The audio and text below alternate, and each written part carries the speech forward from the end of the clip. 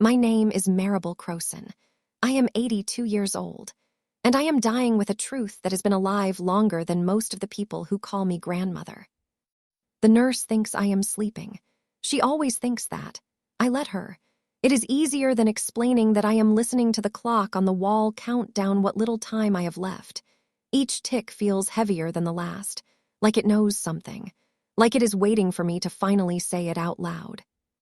I have been quiet my whole life. Quiet wives live longer marriages. Quiet mothers raise calmer homes. Quiet women survive things loud women do not. That is what I told myself. That is what I taught my daughters without ever meaning to. But now my hands shake even when I am still. My breath catches when I remember things I buried on purpose. And there is a sentence living in my chest that will not let me rest anymore. Before I die, I must tell you what I did. Not because I am afraid of dying, I am not. I have been preparing for that since my 40s. No, I am afraid of dying misunderstood, of being remembered as something smaller than I was. Kinder maybe, but smaller. They think they know me. My children think I was passive. My husband thought I was obedient.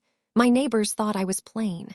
Even now, the women who wheel past my door in this nursing home nod at me like I am furniture.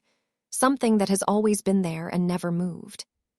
But I moved things, quietly, permanently. I am lying in a narrow bed in a place called Willow Bend Retirement Community outside a town called Graybrier, Ohio. It smells like disinfectant and boiled vegetables. The walls are beige. Everything here is beige. Like the color was chosen to help us disappear gently. My daughter Lenora sits in the chair by the window scrolling on her phone, sighing every few minutes like my breathing inconveniences her. She flew in from Phoenix 2 days ago. She keeps reminding me how expensive that was, as if money is the only thing that still matters. My son Calder has not come yet. He says he will. He always says that. My husband, Emmett Croson, has been dead for 11 years. He died in his recliner watching a baseball game he did not understand anymore. People said it was peaceful. I did not correct them.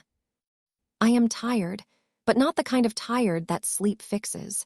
This is a deeper thing, a tired that comes from holding your tongue for decades until it feels like another organ, one you cannot remove without bleeding. The doctor told me last week that my heart is failing. He used gentle words, as if my heart has not been failing in different ways since 1973. When he left the room, I laughed. It came out wrong, like a cough pretending to be a memory. I have outlived the danger. That is what people do not understand. The danger was never dying. The danger was telling the truth too soon. Lenora looks up from her phone and asks if I need water. Her voice is polite, dutiful, the voice of a daughter who has already grieved me once in her head and does not want to do it again. I tell her no. What I want is to tell her everything, but not yet, not like this, not with the sun still up and the hallway still loud and my courage still fragile. I need to start at the beginning or close to it, because the truth does not land right if you throw it without context. It needs weight, history, silence behind it. I was born Maribel Sloan in 1943 in a farming town outside Hutchinson, Kansas. Wheat fields for miles. A sky so wide it made you feel small even when you were standing tall. My mother used to say the land teaches you humility, whether you want it or not. I learned early how to disappear into work, how to be useful, how to listen more than speak. That is how girls like me survived. We did not dream loud dreams. We carried them folded in our pockets until they wore thin. I met Emmett when I was 19. He had hands that looked older than his face and a smile that made you believe in rest. He worked construction. He smelled like dust and sweat and something steady, something safe. He asked me to marry him after 4 months. I said yes, because saying no felt like stepping off a moving train. We moved to Indiana, then Ohio. Wherever the work was, I learned new kitchens, new neighbors, new ways to be invisible. People will tell you marriage is about compromise. That is not entirely true. Marriage is about deciding which parts of yourself you can live without, and which parts you will bury so deep you forget their names. I was not unhappy at first. That is important to say. I was hopeful. Hopeful women endure more than angry ones. Then Lenora was born. Then Calder. Then the years began to stack on top of each other like unopened mail. The first time I realized I had the capacity to destroy something quietly was not the day everything changed. It was a smaller moment, a moment most people would not notice. I was 30 years old. Emmett was gone for work. The kids were asleep. I stood in the kitchen holding a letter that was not meant for me. That was the first time my hands shook like this. I did not open it that night. I put it back exactly where I found it. I washed the dishes. I folded the laundry. I kissed my children.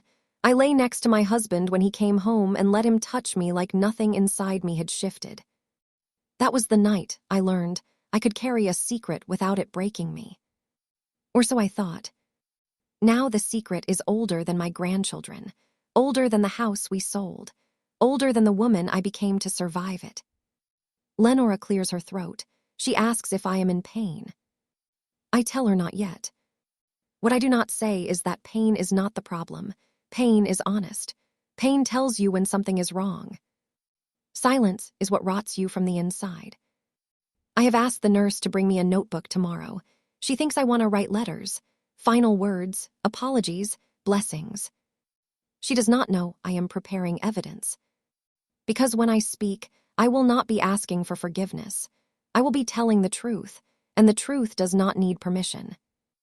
I close my eyes. The clock keeps counting. Somewhere in this building, someone is crying softly. Somewhere else, a television is too loud. Life continuing around the edges of endings. If you are listening to this story right now, if you found your way here and stayed longer than you meant to, I want to thank you for that. Stories like this need witnesses. If you feel moved, take a second to support the channel by liking this video, subscribing, and turning on notifications so you do not miss the rest. And if you feel comfortable, tell me in the comments where you are listening from. Sometimes knowing someone is out there makes the telling easier. Because what I am about to tell you next is not gentle. And once I say it, there will be no going back. The letter in that kitchen was only the beginning. The thing I did came later. And it changed everything. I did not open the letter for 3 weeks.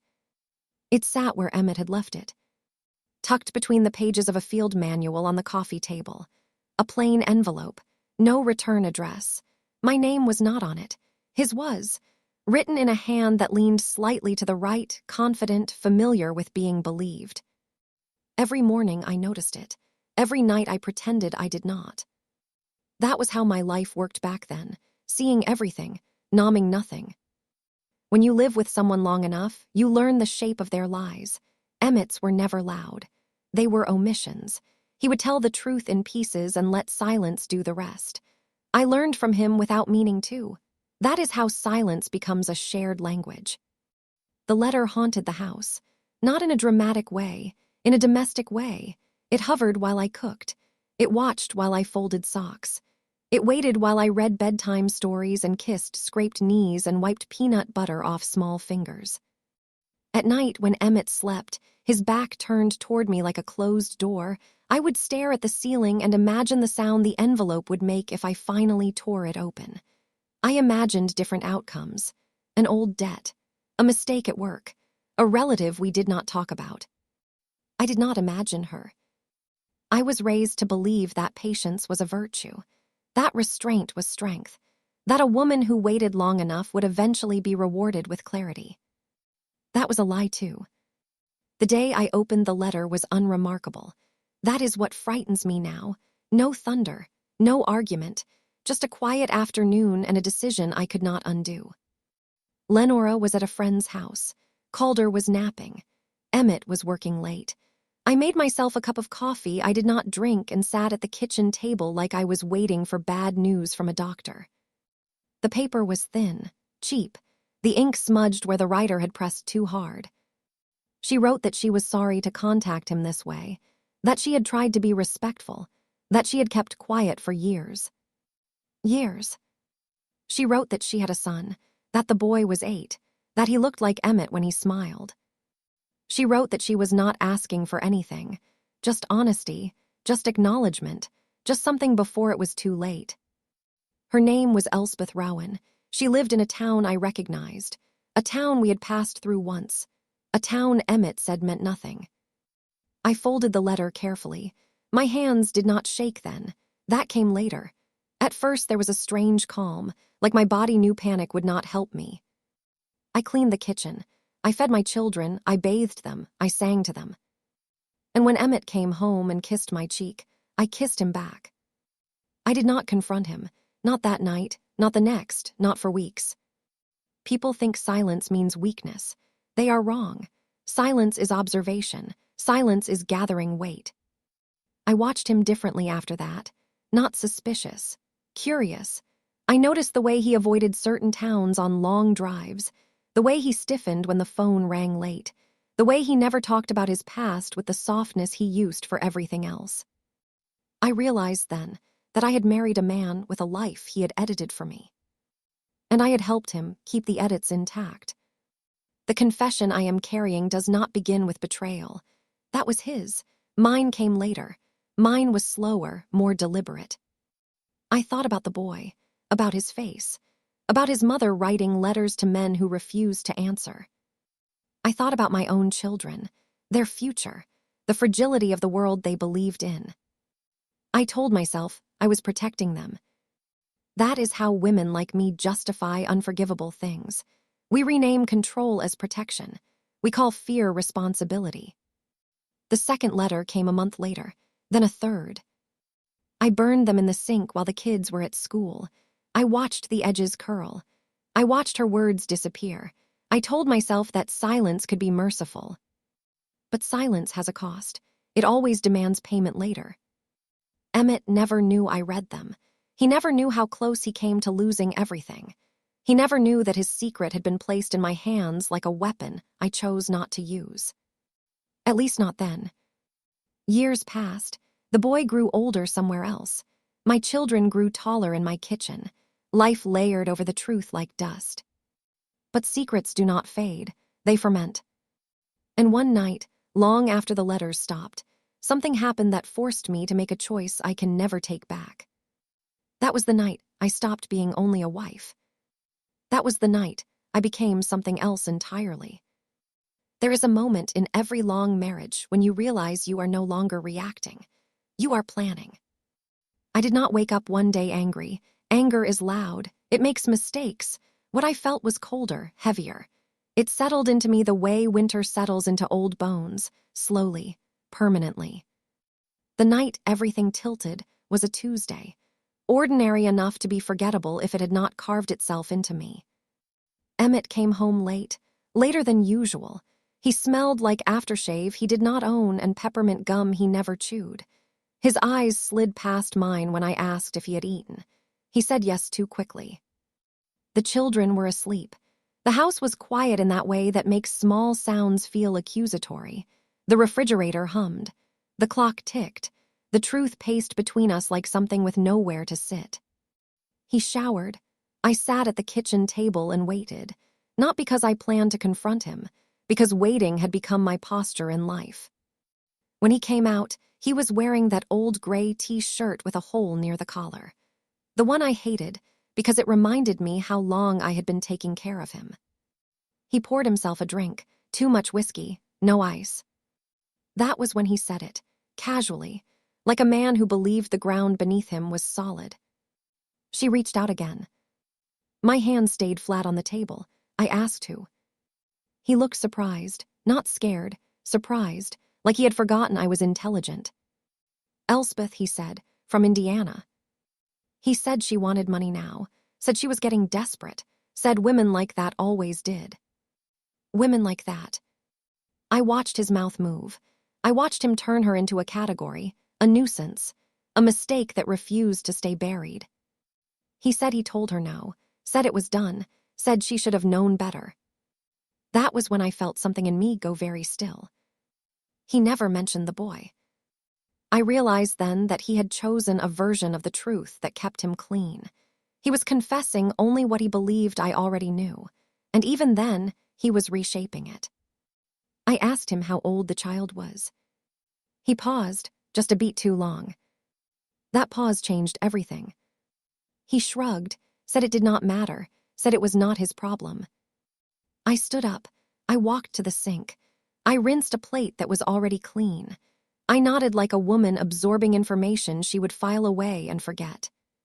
But I did not forget. I understood something important that night. Emmett would never tell the whole truth, not because he was afraid of me, but because he did not believe I was entitled to it. I slept next to him. I listened to his breathing. I counted the years we had been married and realized something else.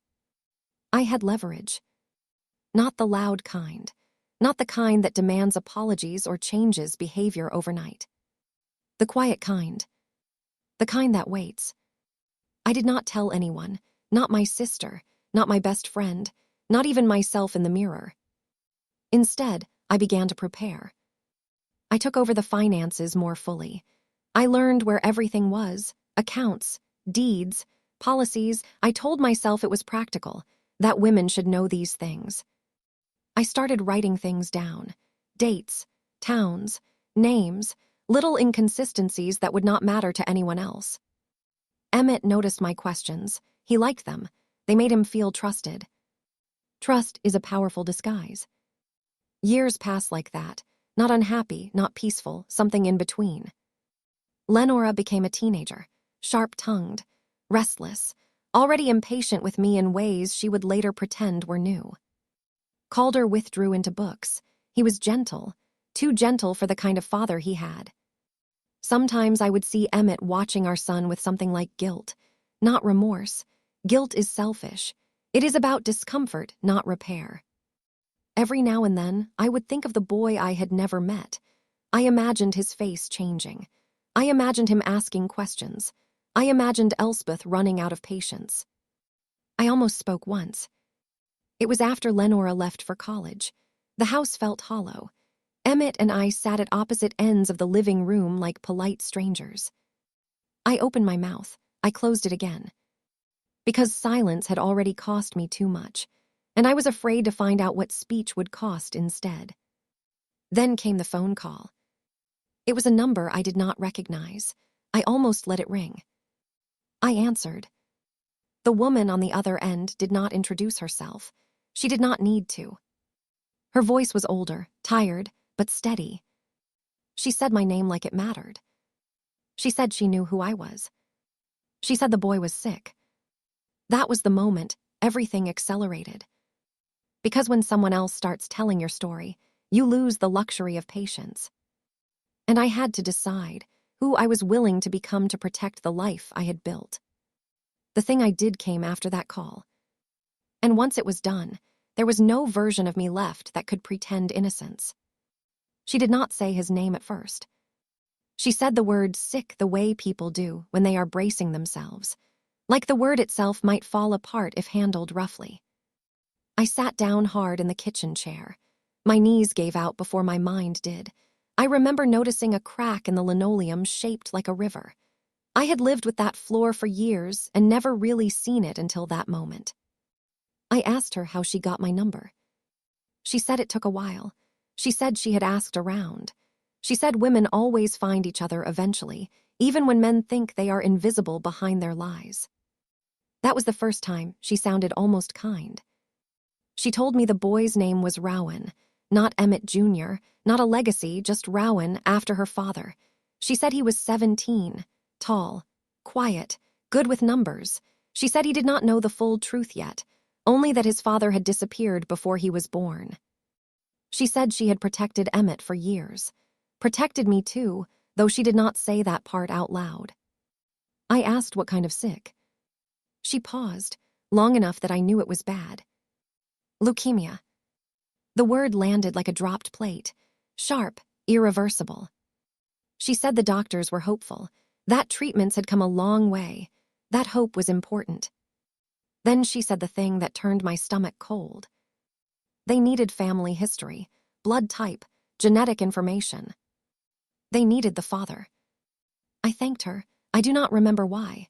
Politeness is a reflex when you are raised right, or raised quiet. When I hung up, I did not cry. I stood up and washed my hands, again and again. like I could scrub the past clean if I tried hard enough. Emmett came home that night smiling. He had bought a pie from the grocery store. Cherry, my favorite. He said he had thought of me. That almost broke me. Almost. I told him someone had called. I did not say who. He froze, not completely, just enough. The smile stayed on his face, but his eyes went elsewhere, calculating, measuring. I asked him if he had ever planned to tell me everything. He said everything about what? I asked him about the boy. The pie hit the floor. Red fillings spread across the tile like something wounded. That was the first time Emmett ever looked afraid of me. He tried to talk, to explain, to minimize. He said it was a long time ago. He said it did not mean anything. He said he had been lonely. He said men make mistakes. He said the boy was not his responsibility. That was when I told him the boy was sick. He sat down, hard. His face went gray. He asked what kind. I told him. He said nothing for a long time. Then he said something I will never forgive.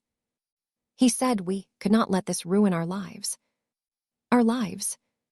I realized then that he did not see Rowan as a son. He saw him as a threat. I told Emmett that the woman had asked for medical information. Nothing more, just help. He said no. No discussion, no hesitation. He said he had worked too hard to lose everything now. He said our children would never forgive us. He said people would talk. He said it was not fair. I asked him if he would let the boy die to protect his reputation. He did not answer. Silence is an answer. That night, I did not sleep in our bed. I slept on the couch with a blanket that smelled like dust and old summers. I stared at the ceiling and understood something terrible and freeing. If I did nothing, I would be complicit. If I acted, I would be alone. That is the moment most people think the story turns dramatic. It does not. It turns practical. The next morning, I called in sick to work. I made a list. Names, numbers, documents. I found the life insurance policy Emmett did not know I knew about. I found the emergency savings account in my name only. The one my mother told me to open and never talk about. I called Elspeth back. She cried when she heard my voice. She said she was sorry. She said she never meant to hurt me. I told her to stop apologizing. I told her I would help. Not him. Me. She asked how. I said I would come to Indiana. I did not tell Emmett where I was going. I left him a note that said I needed time. For the first time in my life, that was true. Rowan was thinner than I imagined. His hair had already begun to fall out in places. He had Emmett's eyes. That hurt more than I expected. He was polite. He thanked me for visiting like I was a distant aunt. He did not know who I was yet. Elspeth watched me carefully, like she was afraid I might disappear. I did not. I sat with Rowan while he slept. I brought groceries. I cooked meals. I asked questions. I learned what I needed to learn. And in that quiet hospital room, watching a boy fight a battle he did not ask for, I made the decision that would shape the rest of my life. I would give him what Emmett refused to give. Even if it meant crossing a line I could never uncross. Because some truths demand action. And some actions demand a lifetime of silence in return. There are moments in life when you realize you have crossed a line and the world did not end. No thunder, no sirens, just a quiet room and the steady breathing of someone who does not know what you are about to give them. I stayed in Indiana for 6 weeks. I told Emmett I needed space. That was all. He called twice the first week, once the second. Then he stopped. Silence was his way of regaining control.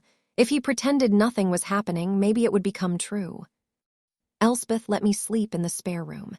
It smelled like cedar and old books, a room built for guests who were never meant to stay long. She did not ask questions she did not want answers to. She let me move through her house like someone who had earned the right to be there. Rowan did not know who I was. Not really. I introduced myself as a family friend, a woman who knew his father a long time ago. That part was true. Truth can be dangerous when it is only partially revealed.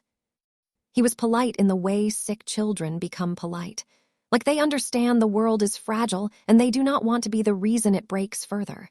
He apologized when he was tired, thanked me when I brought soup, smiled even when it hurt. That smile undid me. I watched him study math problems from his hospital bed, watched him pretend the IV pole was not there, watched him stare out the window like he was counting how many lives were still possible. I learned his habits. He cracked his knuckles when he was nervous. He slept with the television on low. He hated being touched unexpectedly. Emmett's son. My husband's blood. And somehow, already more of a man than Emmett had ever been.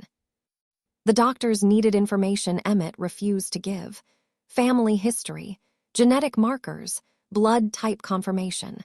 Simple things that should never have been withheld. I gave them what I could. I signed forms I was not meant to sign. I answered questions I was not legally entitled to answer.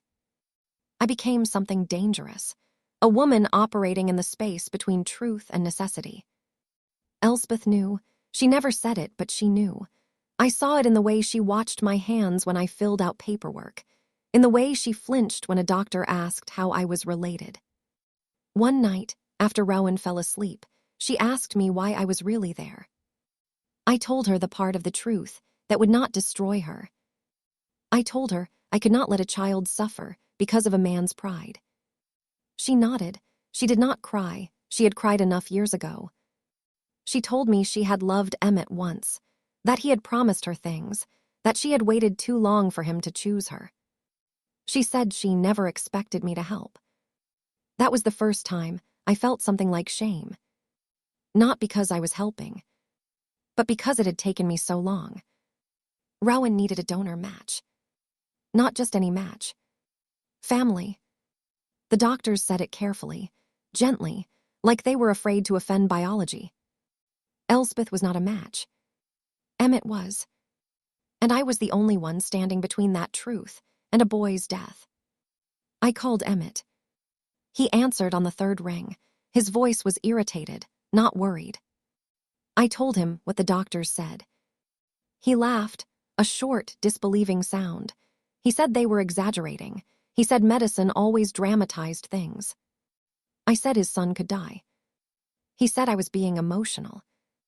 That was when something in me finally snapped cleanly instead of tearing. I told him I had already given them his medical history. I told him I had signed the consent forms.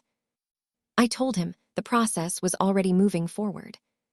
He yelled, he threatened, he said I had no right. I agreed.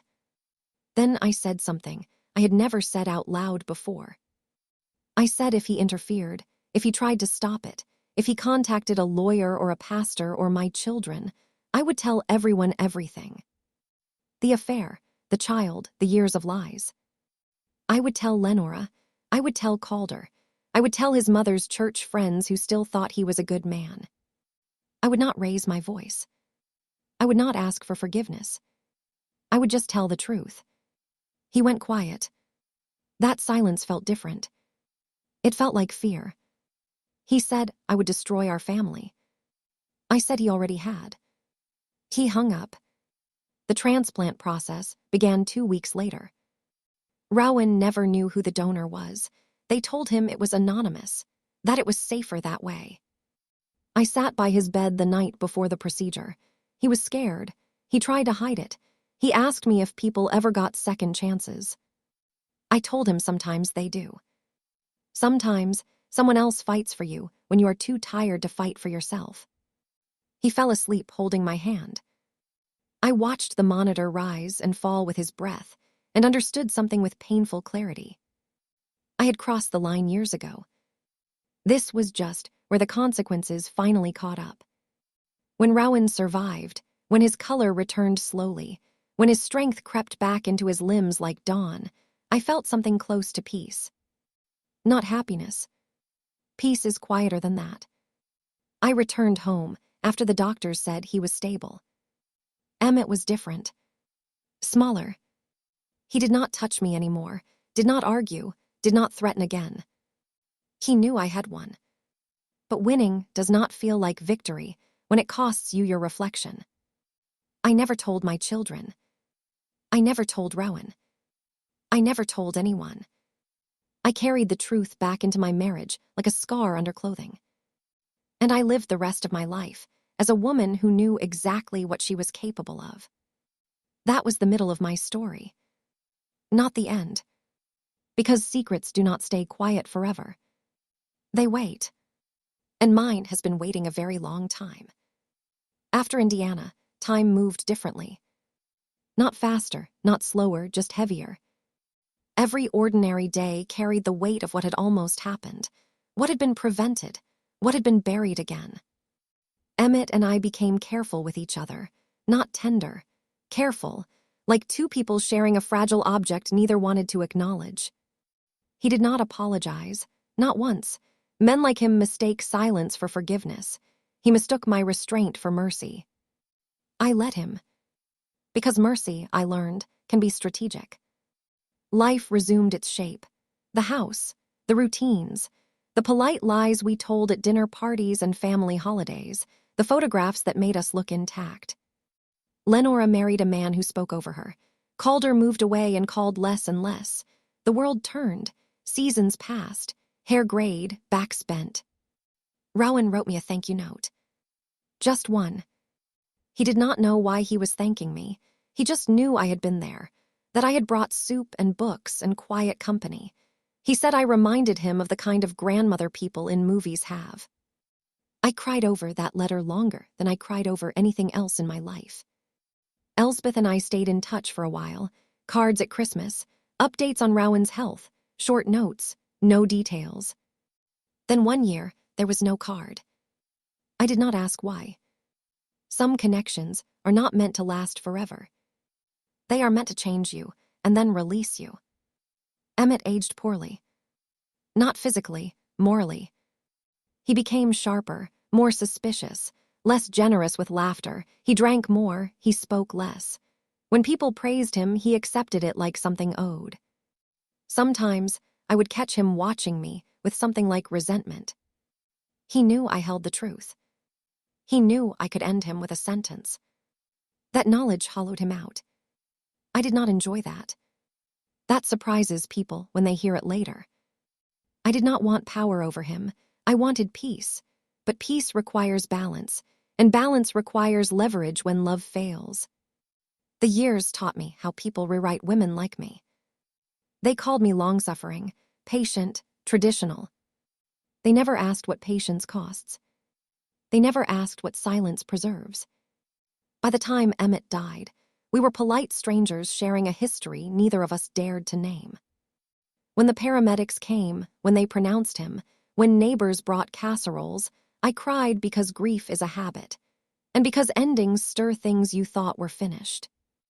At the funeral, people spoke of his integrity. I stood in black and nodded. That was the moment I realized something frightening and clarifying. If I stayed silent forever, his lie would outlive us both. It would shape how my children remembered their father. It would shape how I was remembered too. As complicit, as ignorant, as small. Still, I said nothing. Not then. I was tired. Old age crept in quietly, knees first, then memory, then breath. Lenora grew impatient with me. Calder stayed distant. Grandchildren visited out of obligation. They loved me in the way people love furniture that has always been there. I let them. Because confession is not just about truth. It is about timing. And timing, I learned, is everything. The first time I thought seriously about telling them was after Rowan reached out. He was an adult by then, healthy, studying engineering. He wrote to tell me he was alive because of someone who chose him. He said he planned to be that person for someone else someday. He signed the letter simply. Rowan. No last name. I held that letter and understood something with bone-deep certainty. My silence had saved a life, but it had also protected a lie. And lies do not die on their own. They wait for old women to run out of breath. I began to prepare then. not to punish, to correct the record. I gathered documents, old notes, dates, copies of things Emmett never knew I kept. I did not rush, I did not panic. I waited. Because when you tell a truth like this, you only get one chance to tell it right. And now, lying in this beige room with my heart failing honestly at last, I know the waiting is over. The confession has already begun to surface. Lenora senses it, Calder will too. They think I am going to apologize. They think I am going to bless them. They are wrong. What I am going to do next will change how they see their father. And how they see me. And once I say it, there will be no quiet way to put it back. The truth is done waiting. And neither am I. The day I decided to tell them, I asked the nurse to close the door. She hesitated. People hesitate around dying women. They are afraid of being asked to witness something they cannot fix. I told her I needed privacy with my children. She nodded and pulled the door shut softly, like she was sealing a room that would never be the same afterward. Lenora sat up straighter. Calder had arrived that morning, awkward and late and smelling faintly of airport coffee. He hugged me too gently, like I might crack. They both watched my face. People always think confession comes with tears first. It does not. It comes with clarity. I asked them to sit. I told them I was not going to talk about money, or wills, or apologies for not being the mother they wanted. Lenora exhaled in relief. Calder looked confused. I told them I needed to tell them a story, and that they were not allowed to interrupt me until I was finished.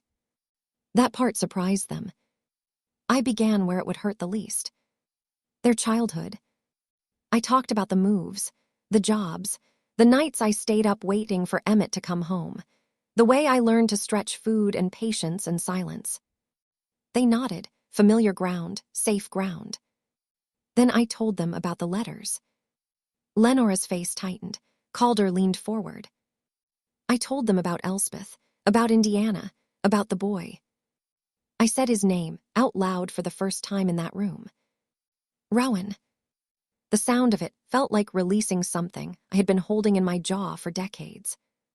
Lenora said Dad would never do that. I told her he did. Calder asked how I knew. I told him I read the letters, that I burned them, that I chose silence. That was the first fracture. Not that their father had lied. That I had known. Lenora's voice rose. She asked how I could keep something like that from them. I told her the truth. Because I was afraid of losing them. That quieted the room. Fear is a language children recognize when they finally see it in their parents. I told them about the illness, about the hospital, about the donor match. I did not soften it. I did not dramatize it. I told them their father refused. Lenora stood up. She paced. She said she needed air.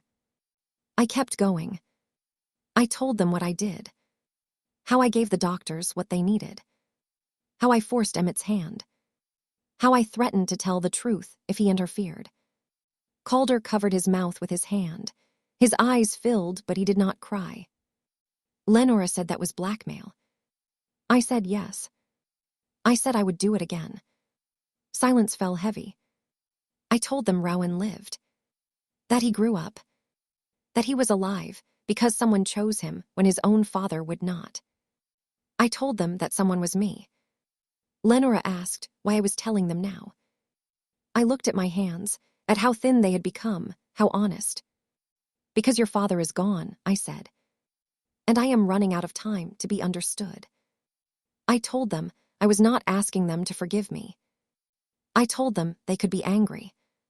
But they would not rewrite me as weak. They would not say I did nothing. Calder asked if Rowan knew. I said no. Lenora asked if we had other siblings. I said yes. The room tilted. I told them I was not giving them his address, or his life, or his story to satisfy their shock. That was not their right. I told them the truth was not a weapon for them to swing. It was a weight they now had to learn to carry responsibly. Lenora sat back down slowly. She looked older in that moment. She asked if I loved their father. I thought about it. I said I loved the man I thought he was. And then, I loved my children enough to survive the man he became. Calder reached for my hand. Lenora did not. Not yet. That night, when they left, the nurse came back in and asked if everything was all right. I told her no. But it was necessary. Because the confession was no longer mine alone. It had entered the world. And the world was already shifting under its weight. Only one thing remained. The final truth. The part I had not said yet. The part that would change, not just how they saw their father, but how they would see me forever. And I would tell it soon. Because death does not wait for comfort. And neither does truth. I did not sleep that night. Not because of pain, not because of fear. Because once you begin telling the truth, your body remembers everything it was forced to forget. The room was dark except for the small lamp by my bed. Outside the window, Willow Bend was quiet in the way places get when they are full of people waiting. Waiting to die, waiting to be visited, waiting to be forgiven. I had told my children enough to fracture their memories, but not enough to finish the story. The final truth sat inside me like a stone that had finally worked its way to the surface. In the early morning, before the nurses changed shifts, I pressed the call button. I asked them to bring Lenora and Calder back. They arrived separately. Calder came first. His eyes were red. He hugged me like he meant it this time, like he was afraid I might disappear before he understood me. Lenora came later. She stood by the door, arms crossed, defensive, the posture of a woman whose childhood had just been rewritten without her consent. I asked her to come closer. She did, slowly. I told them there was one more thing.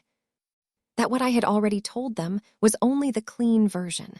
The version that let them sleep at night believing their mother had stayed on the right side of the law, the right side of morality.